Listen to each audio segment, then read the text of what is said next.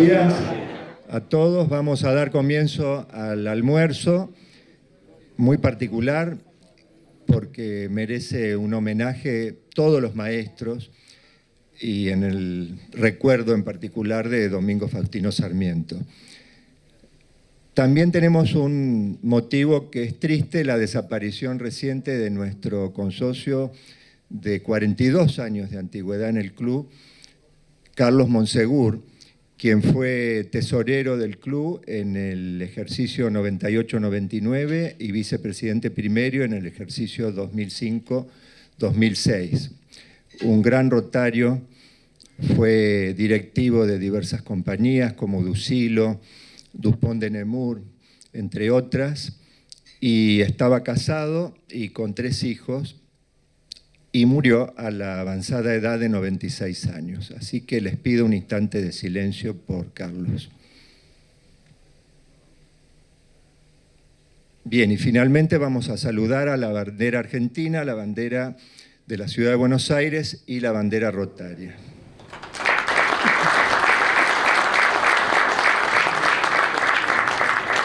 Podemos tomar asiento.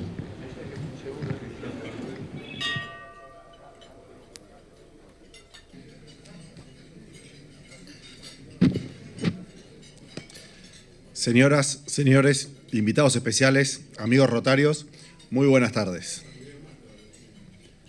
Preside la reunión del miércoles 11 de septiembre de 2024 nuestro amigo Jorge González Olgaray. El orador de la fecha es el consocio Julián de Diego, quien disertará sobre la inteligencia artificial, la reforma y el empleo humano. El orador será presentado y entrevistado por la periodista Clara Mariño, quien también coordinará las preguntas que se le formulen. Participan de la mesa de cabecera el expresidente Juan Llamazares y los socios Esteban Carcavalo, Alejandro Caride, Liliana Parodi, Juan Carlos Di Rossi, Alejandro Trufelman, Jorge Barbagleta y Juan Manuel Casás. Nos acompaña también César Francis, secretario de la Asociación Argentina de Tenis, a quien le pedimos se acerque al término de este informe para hacer un intercambio de banderines. Participan de la reunión Gustavo Gripo, invitado por Juan Eduardo Fleming y Carlos Bastanchuri. Rosana Vallejos, invitada por Gustavo D'Agostino.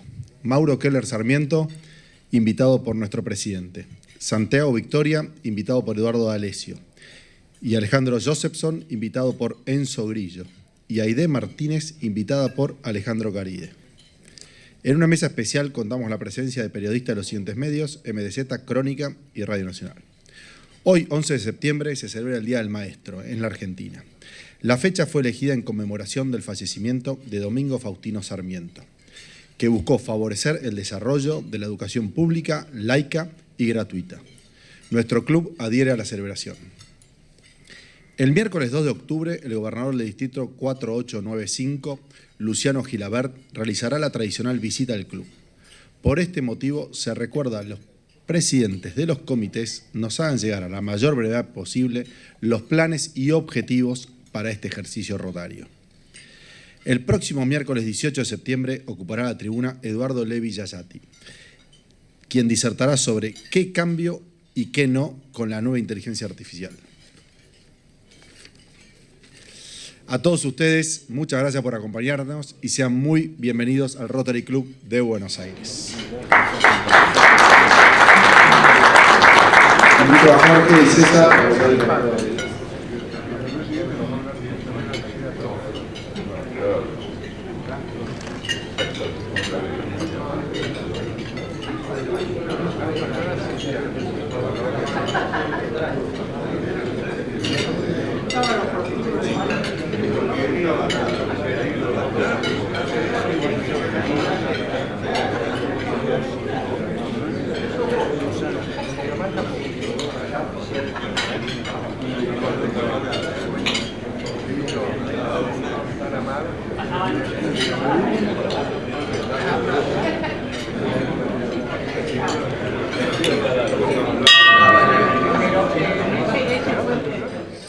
Hola, buenas tardes. Nuestro orador de hoy es el doctor Julián de Diego. Doctor en Ciencias Jurídicas y profesor emérito de la Universidad Católica Argentina, asesor de empresas y de cámaras empresarias, director del posgrado de Conducción de Recursos Humanos de la Escuela de Negocios de la UCA, académico de número de las Academias Nacionales de Ciencias Morales y Políticas y de la Academia de Educación. Julián de Diego es además académico correspondiente de la Real Academia Nacional de Ciencias Morales y Políticas de España. Además, ha escrito 3 tratados, 30 libros y es autor de más de 4.000 artículos específicos. Julián, es un gusto escucharlo. Bueno, un gusto estar con todos ustedes. No puedo dejar de hacer el homenaje que corresponde al Día del Maestro. Yo acá tengo muchos maestros. Todos nosotros somos maestros de nuestros hijos, de nuestros nietos, así que todos deberíamos festejar, pero yo no puedo dejar de mencionar a tres maestros que en distintos planos y en distintas oportunidades han sido muy importantes para mí. Son don Juan Carlos Casañe, el maestro Obsejevich y Rodolfo Díaz, académico de la Academia de Ciencias Morales, que en distintos planos y en distintas oportunidades no fueron maestros, fueron verdaderos grandes maestros para mí. En 20 minutos tengo que explicar lo que generalmente en la facultad me cuesta 2 horas, así que no los voy a cansar con introducciones. Lo que sí les anticipo es que la inteligencia artificial, que hoy está produciendo un fenómeno verdaderamente revolucionario en el mundo del trabajo, no va a exterminar el trabajo, pero sí lo va a transformar a niveles absolutamente increíbles, como lo está haciendo ya en este momento. Yo siempre comienzo la charla, a ver.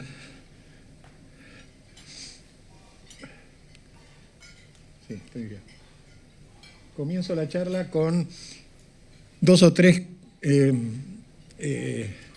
repasos de temas que ya ustedes conocen, pero que caracterizan un poco el cuadro esencial de la transformación que está viviendo el derecho laboral, los recursos humanos y el mundo de las nuevas tecnologías que operan transversalmente, no solamente con el derecho al trabajo, sino con todas las ramas del derecho. El primer proceso que se vivió en la era 4.0 es el llamado paperless del derecho anglosajón, o sea, la despapelización. ¿En qué consiste la despapelización? Bueno, en la eliminación de todo lo que es documentación. Yo me acuerdo hace no más de 10 años atrás, el estudio nuestro que tenía, y más o menos sigue manteniendo la misma cartera de 35.000 carpetas, ahora las tiene en la nube, y en aquel momento ocupaba 400 metros cuadrados de archivos, papel. El papel desapareció y fue sustituido por las redes, por la inteligencia artificial, por las memorias y sobre todo por el archivo en la nube. Es decir, archivo que, si bien existe un respaldo material de gran concentración de equipos que están grabando la información, lo cierto es que la nube se ha convertido en la fuente de archivo más importante que hay en el planeta. Esa despapelización tuvo efectos directos sobre el derecho laboral en esta lista de expresiones que voy a repasar rápidamente. La deslocalización, esto se vio mucho con el COVID-19, la descentralización, ya no tenías que ir al edificio a trabajar, sino que trabajabas desde tu casa o desde cualquier punto en la medida que tuvieses conexión. La desterritorialización. Yo tengo ejemplo de tener un abogado que se mudó a Santiago de Chile y sigue trabajando para mí y sencillamente lo hace porque el mecanismo de conexión está intacto y puede seguir operando.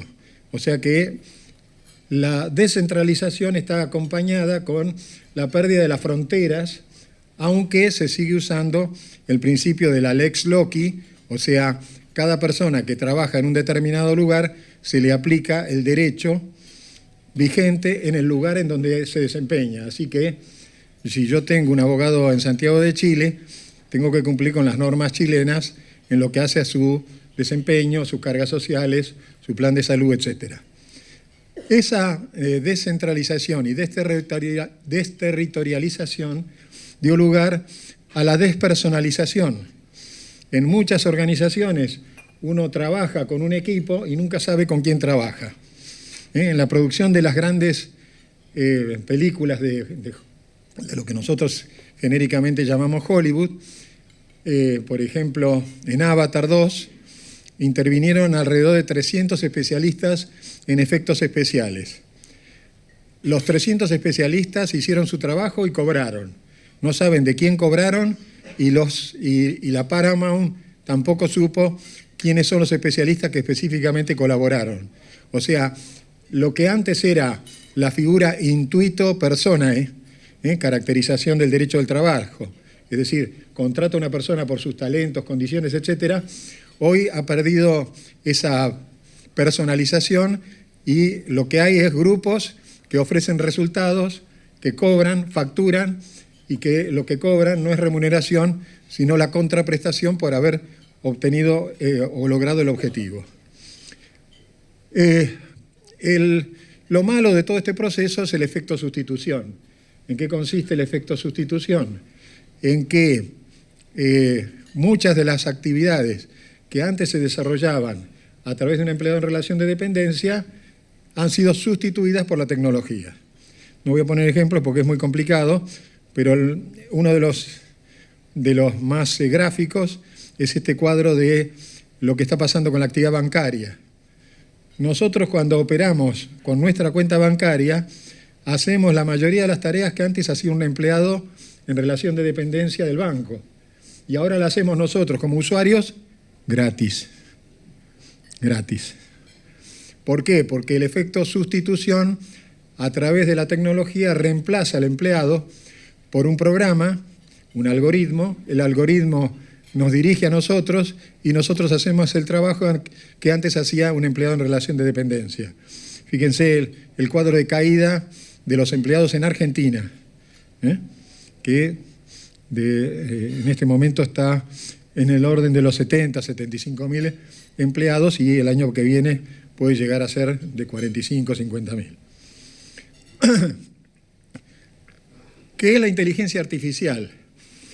Miren, primero, muy importante para tener en cuenta para todos, la inteligencia artificial no es un algoritmo, no es un programa previsto por el ser humano, es un cerebro que emula el cerebro humano, piensa por sí solo, reflexiona por sí solo.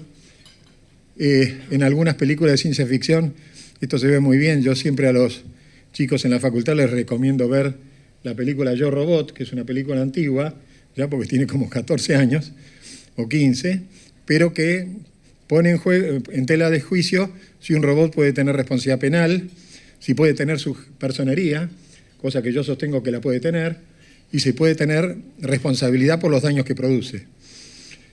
En definitiva, la inteligencia artificial no es un algoritmo, no es un mecanismo previsto, es un mecanismo imprevisible. Entonces, repasando lo que dice este slide, la inteligencia artificial es un sistema que piensa lo que piensa,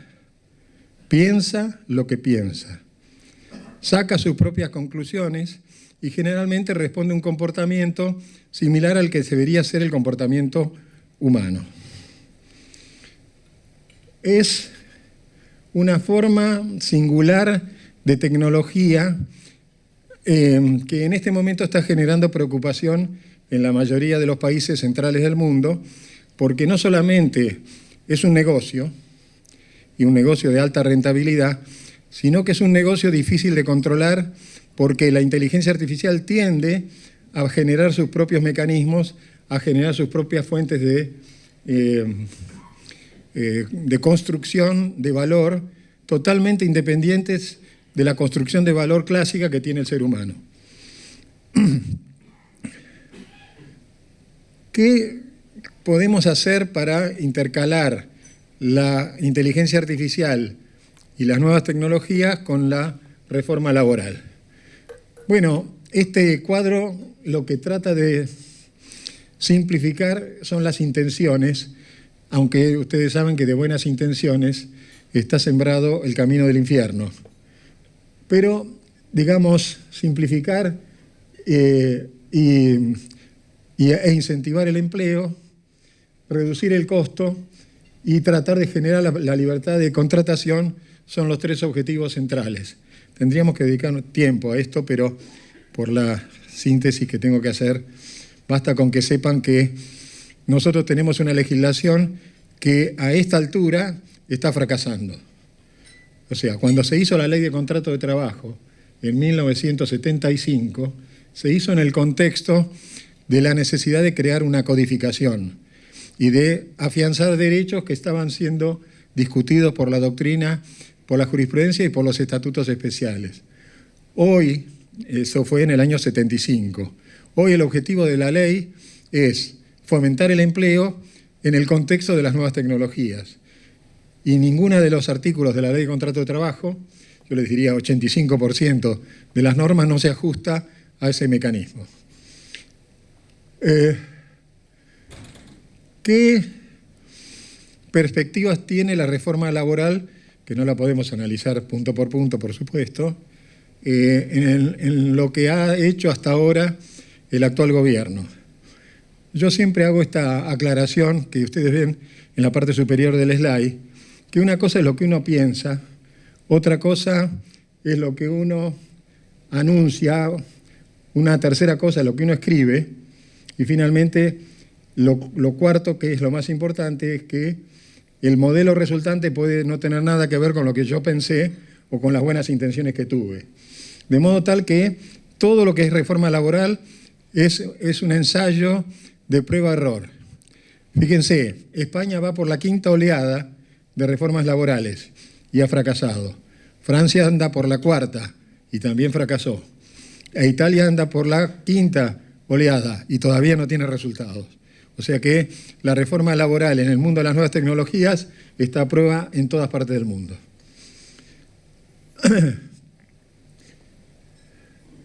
Esto es un pequeño lapsus dentro de lo que son los planteos genéricos de esta charla, porque la mayoría siempre me pregunta, ¿y qué va a pasar con la jurisprudencia? Bueno, la jurisprudencia está siendo acorralada por la Corte Suprema a través de una serie de principios que la han obligado a retroceder en los mecanismos de actualización monetaria. ¿Se acuerdan ustedes que a través de una serie de resoluciones la justicia del trabajo primero aprobó un mecanismo de anatocismo, intereses sobre intereses? Estos mecanismos de anatocismo después fueron reemplazados por la capitalización del ser, peor que el anterior, y ahora la Cámara del Trabajo decidió anular todos los mecanismos de actualización. Ustedes me dirán, bueno, ¿eso qué significa? Significa que cada juzgado está dispuesto o debe estar dispuesto a resolver su propia situación.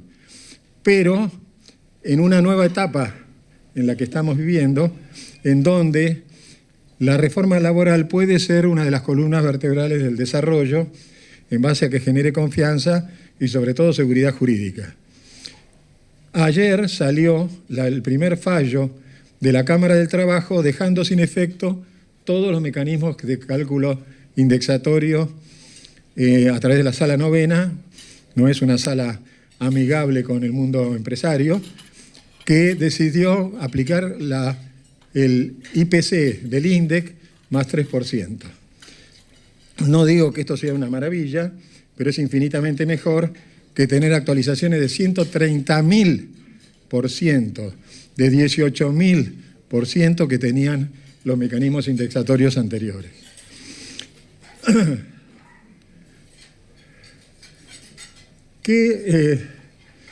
Bueno, este es el fallo que les estaba comentando recién.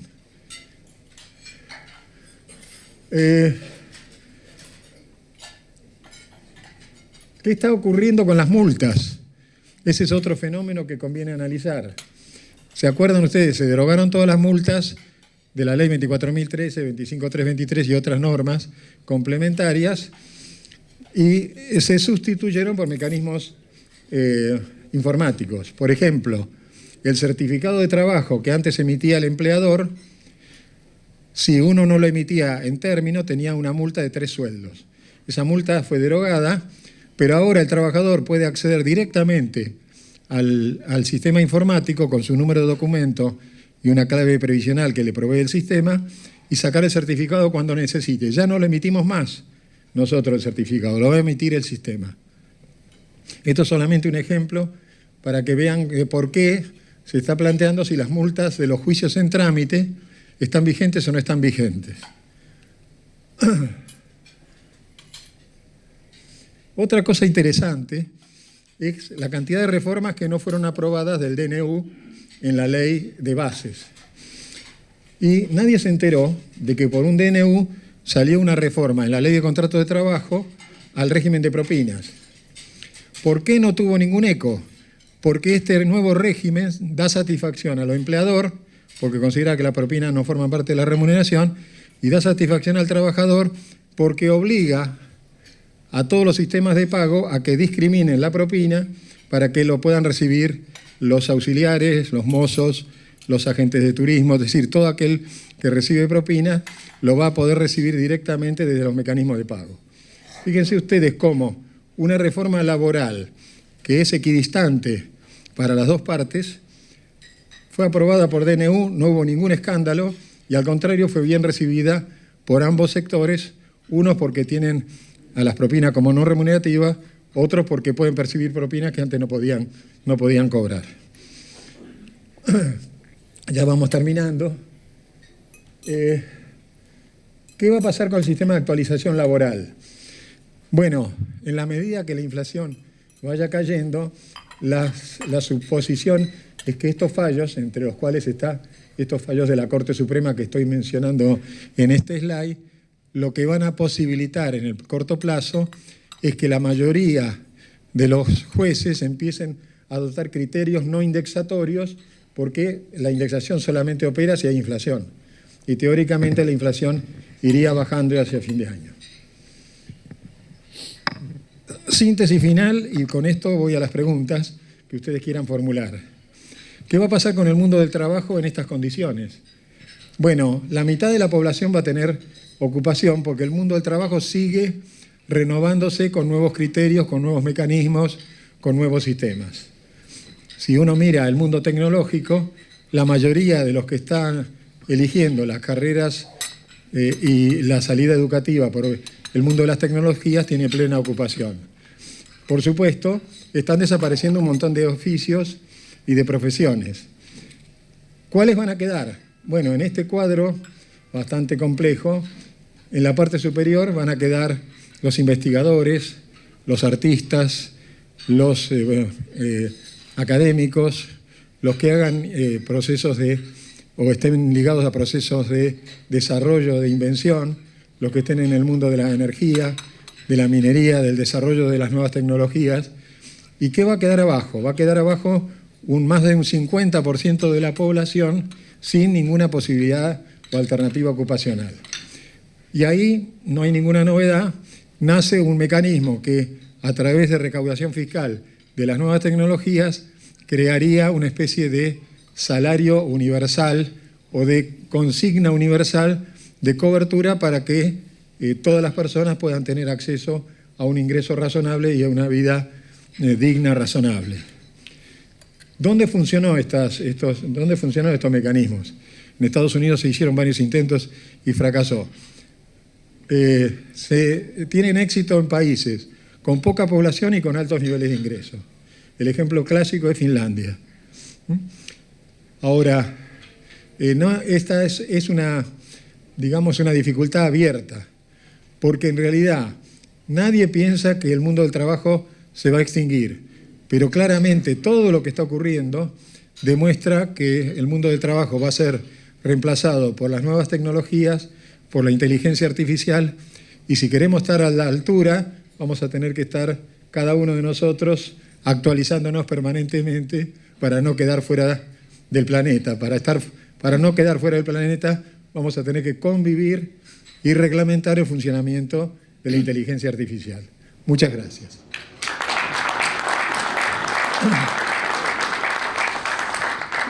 Muchas gracias, Julián. La pregunta es, este panorama que usted ha descrito de manera universal, son las tendencias en el mundo, ¿cómo va a impactar en la Argentina? Me refiero a un país donde no crea trabajo formal desde hace mucho tiempo, con una tasa de informalidad altísima, y al mismo tiempo, bueno, llega la actividad de la inteligencia artificial reemplazando trabajos. ¿Qué impacto va a tener en el mundo de trabajo en nuestro país? Bueno, no tenemos que esperar porque el impacto ya lo está produciendo. Es decir, si uno ve el funcionamiento de los unicornios, todos están utilizando mecanismos de las nuevas tecnologías y todos están desarrollando proyectos de inteligencia artificial. Entonces vamos a tener dos mundos, un mundo de la gente que se va a capacitar y entrenar, ahí el tema educación juega un papel clave para las nuevas tecnologías y para adecuar su intervención a esas nuevas tecnologías, y otro mundo de personas que van a dejar de operar porque sencillamente el trabajo al que estaban afectados, en el que estaban involucrados, desaparece. En la Argentina tenemos un tema que es periférico, pero que se ha convertido en esencial, que es atacar el tema del régimen jubilatorio por su incidencia en el presupuesto, solamente con el mecanismo de actualización de los saberes jubilatorios, sin atacar el trabajo fuera no registrado. Fíjense ustedes, el trabajo no registrado en la Argentina es el promedio 40%. En algunas provincias del norte es del 60-70%. Y los que dan el ejemplo de trabajo en negro son los estados nacionales, provinciales y municipales. Yo siempre cuento una anécdota de la época del ministro Tomada, reunión del ministro con la representación sindical y la representación empresaria en una paritaria, y entonces varios de los asistentes comentaban que el problema del trabajo en negro tenía que ver con los contratistas, bueno, ¿dónde estaban los focos de trabajo no registrado más importantes? Y una de las señoritas que nos estaba atendiendo, sirviendo el café, hizo una sonrisa pícara. Uno de los empresarios que estaba presente le dice, ¿por qué se sonríe?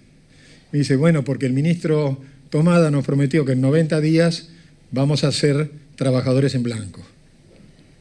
¿Me siguieron? En el Ministerio de Trabajo de la Nación, la empresa que servía el café tenía todos sus trabajadores en negro. Entonces, hay que pregonar con el ejemplo. Si yo sigo teniendo, bueno, tengo un ejemplo, no voy a decir el ministerio ni voy a decir la secretaría. Me presenta el secretario del área a su jefe de gabinete. Entonces, le pregunto al jefe de gabinete cuál era su rango dentro de la organización. Me dice, y por ahora soy becario. Jefe de gabinete becario. Entonces, el Estado también tiene que acomodarse a poner las cosas en orden, y hay que atacar el trabajo no registrado, para lo cual algunas de las normas que trae la reforma laboral van a ayudar. Los blanqueos, los mecanismos de facilitación del pago retroactivo y probablemente los sistemas para que, sobre todo las empresas de menos de 100 trabajadores, puedan ingresar al sistema sin un alto costo. ¿Le parece que la inteligencia artificial puede generar una mayor desigualdad? ¿Se puede contemplar un ingreso básico universal que permita cubrir los costos de los que quedan afuera en la Argentina? No, esa es la respuesta en todo. Bueno, la voy a aclarar. El ingreso universal, para poder lograrlo, tenés que tener una economía con un nivel de evasión inferior al 10%, cosa que han logrado solamente algunos países en Europa, por ejemplo, Dinamarca, Países Bajos, Holanda, Noruega, Suecia y Finlandia. Fíjense ustedes, Francia, que es un país que ha luchado efectivamente con trabajo en negro, tiene más del 20% de trabajo en negro. Italia, que se parece mucho en las reformas y en los instrumentos laborales a nosotros, está en el 25% de trabajo en negro. O sea, países centrales que tienen todos los mecanismos informáticos de control tienen un nivel de trabajo en negro importante porque trabajar en blanco tiene un alto costo. Entonces, la mayoría de los países están trabajando en bajar el costo de ingreso al trabajo en negro. Por ejemplo, en nuestro caso hay un proyecto de ley que yo creo que va a tener asidero, que dice que si yo me inscribo y blanqueo, por varios años no voy a pagar contribuciones patronales. El trabajador va a tener retenciones, pero mi costo final va a ser el mismo, o sea, salario y retenciones sin contribuciones patronales. Por supuesto, está sujeto a condición. Si después de los 4 años, 5 años, yo no retengo al trabajador, se acelera todo el proceso de lo que me perdonaron. Pero si yo lo promuevo, el sistema va a tener continuidad y el trabajo en negro va a disminuir. Ese tipo de iniciativas es muy importante que se transformen en leyes. Bueno, acá hay una pregunta que me dice si un sistema superior como es el de la inteligencia artificial no debería ser aceptado antes por un comité internacional de seguridad. Bueno, lo voy a traducir en lo que está ocurriendo. Todos los países del mundo, a través de las organizaciones internacionales, están tratando de fijar reglas en materia de inteligencia artificial. Ya, por ejemplo, el Mercado Común Europeo tiene media docena de normas vinculadas con la protección de datos, con la no interferencia en la vida individual o personal y en la intimidad de las personas, y sobre todo con estos mecanismos que ustedes habrán advertido cuando trabajan o están buscando algo en Internet. Ustedes, por ejemplo, piden la cotización de un pasaje, no la cierran, durante los 2 o 3 siguientes días toda la propaganda que van a recibir tiene que ver con pasajes, con mejores precios y demás, y ustedes no lo pidieron. Lo que pasa es que el sistema detectó cuál era su necesidad y entonces concentró la respuesta. En alguna medida, la inteligencia artificial tiende a manipular a la opinión pública y a los mercados. Y en ese plano donde Naciones Unidas y Organización de los Estados Americanos están dictando normas para limitar esa atribución por parte de las corporaciones que manejan los sistemas de inteligencia artificial.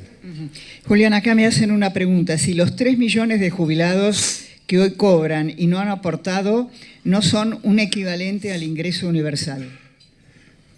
Bueno, los números no los sé, pero les digo cuáles son los temas que hay que atacar del régimen jubilatorio vigente. Las jubilaciones de privilegio, las jubilaciones que tienen características especiales que muchas veces no se justifican, como por ejemplo trabajar en zonas inhóspitas que dan derecho a una jubilación igual que el salario, y la zona ya por la modernización de las tecnologías ya no es inhóspita, y todos los regímenes de jubilatorios provinciales, algunos municipales, que se financiaron sin realizar 30 años de servicio con aportes.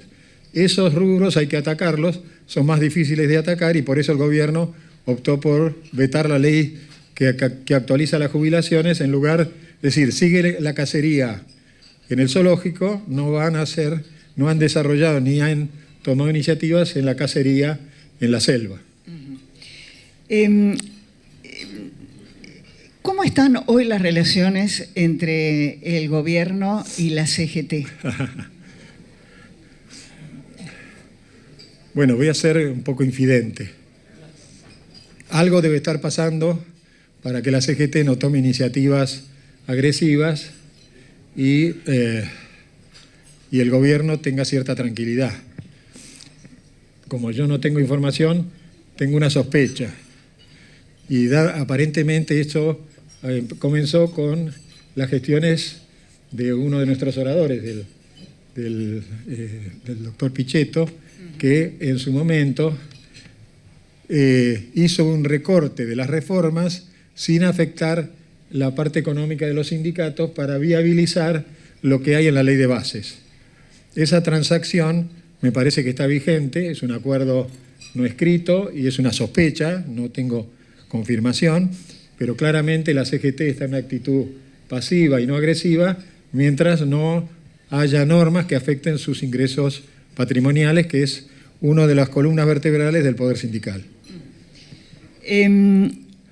¿Cómo está en este momento la relación, no solo entre el gobierno y la CGT, sino entre las cámaras empresarias y la CGT?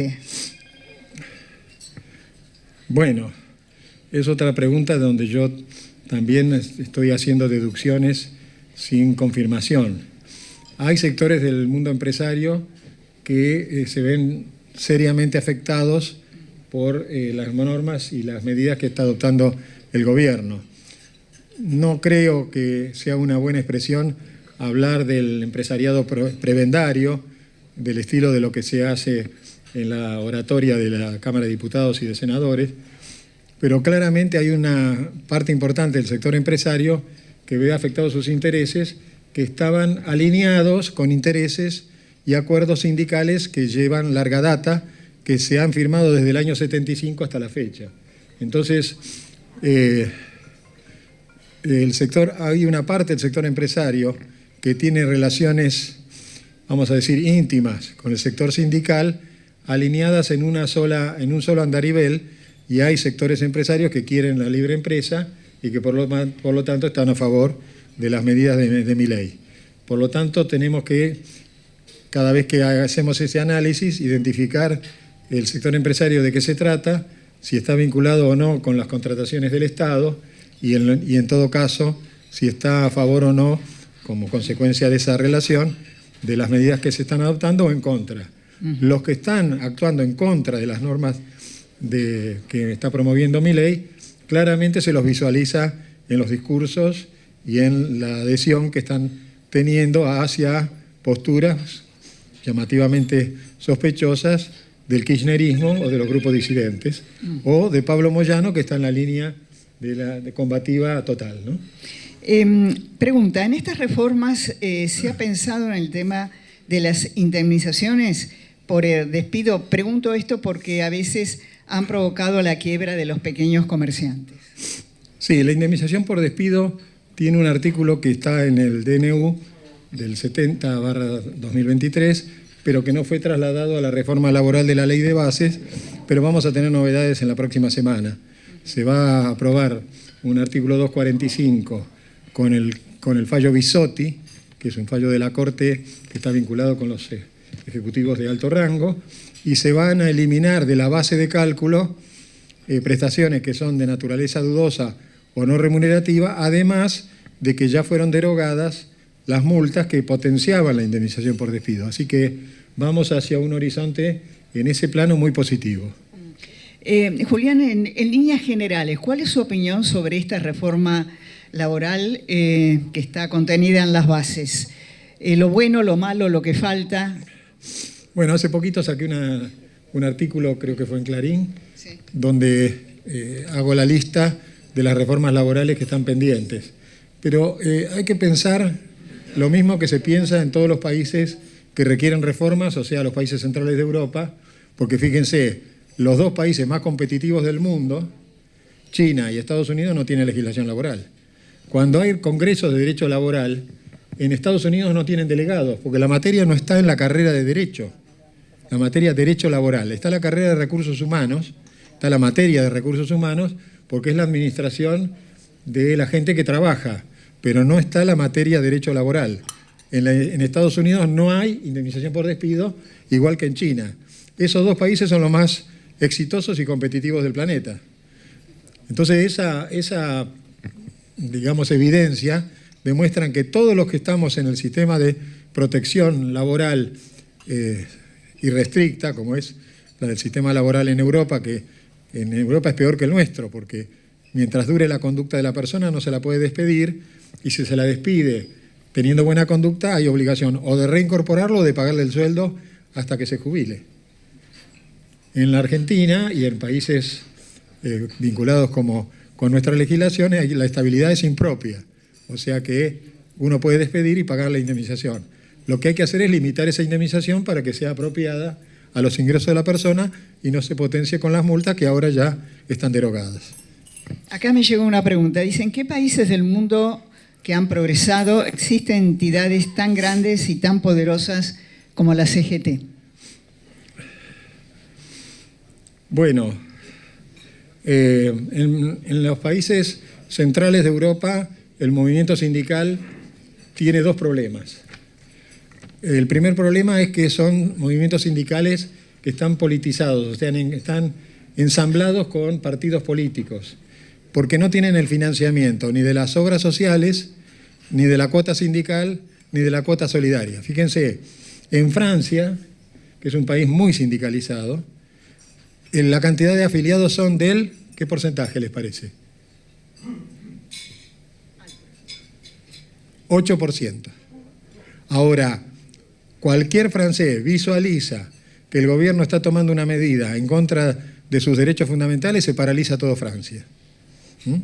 En Italia pasa una cosa muy similar, nada más que el sindicalismo en Italia es parecido al nuestro porque tiene la misma raíz. ¿Se acuerdan que las raíces era el unicato de Mussolini? Que murió el unicato de Mussolini cuando Mussolini fue ejecutado al final de la guerra y perdió vigencia el corporativismo italiano en forma gradual, mientras que en la Argentina seguimos teniendo el unicato.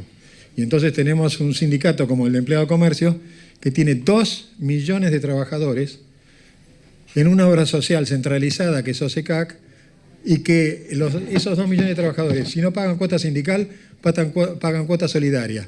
El presupuesto del sindicato y la obra social de Empleado de Comercio es más grande que el de 14 provincias. ¿Escucharon?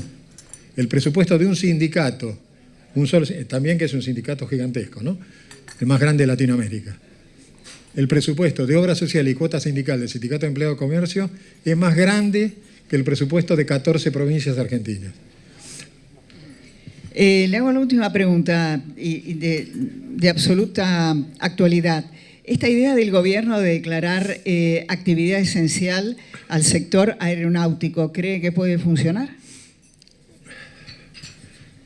Bueno, nosotros tenemos el problema de que nuestro país siempre estuvo alineado con las normas de la OIT.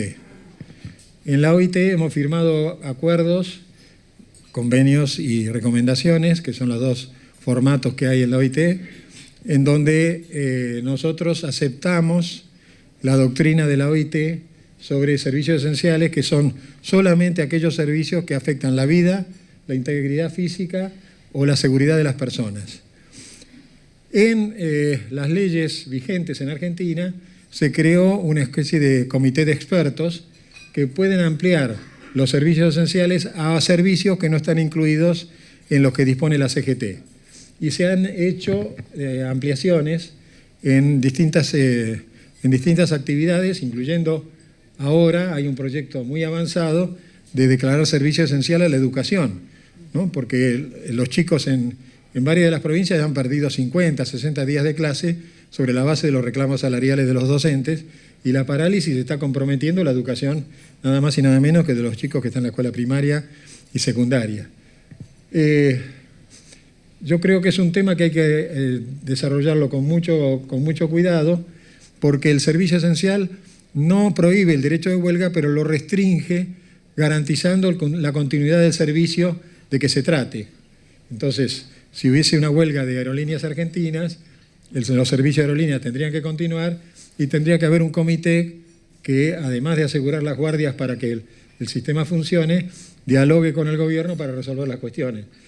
Eso pone en el límite de viabilidad la constitucionalidad de los mecanismos de servicio esencial, porque están en contra del artículo 14 bis de la Constitución, que garantiza a los gremios representativos el derecho de huelga. Julián de Diego, muchas gracias. Gracias a ustedes.